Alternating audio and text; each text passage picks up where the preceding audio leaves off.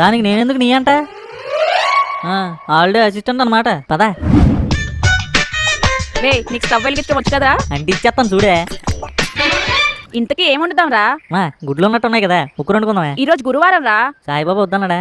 పోనీ వెజ్ బిర్యానీ. బిర్యానీ అంటే ఏంట్రా? వెజ్ అన్నాను కదా, అది వినిపించలేదా? ఇంకేదైనా చెప్పు. పోనీ సాంబార్ అయినా చేద్దామే. సరే దొండకాయ చేద్దామా? వస్తే దుర్మార్గురాలా, నేను చెప్పిన కూరలన్నింటికి నో చెప్పి నీకు వచ్చిన ఒక్కగానే ఒక కూరకు మాత్రం ఎస్ చెప్తావా? నీకు పాపం చుట్టుకుంటదమ్మా నీకు. రే, దొండకాయలు అలా తీసిపారేకరా, అందులో ఎన్ని పోషక విలువలు ఉంటాయి తెలుసా? ఆ విలువలే కదా నీ ఆస్తి. చెప్పేది వినరా, దొండకాయ తింటే గుండెకాయ బాగా పనిచేస్తుందంట. చొల్లిది ప్రాస్ బాగుందని చెప్తున్నావు కదా. లేదురా, నిజమే. నీకెవరు చెప్పాడే? ఒకళ్ళు చెప్పాలా ఏంట్రా? చిన్నప్పటి నుంచి దొండకాయనే తింటున్నాను. నా గుండెకాయ చూడు ఎంత బాగా పనిచేస్తున్నావు. నువ్వు కూడా చిన్నప్పటి నుంచి దొండకాయనే తింటున్నావు. నీకు ఎప్పుడైనా గుండె నొప్పి వచ్చిందా? ఇప్పుడు వచ్చేలాగుందా? నోరు మూసి ముక్కలు కొయ్యు. కోస్తున్నాను. ఇప్పుడు కడాయిలో కాస్త నూనె పోయు.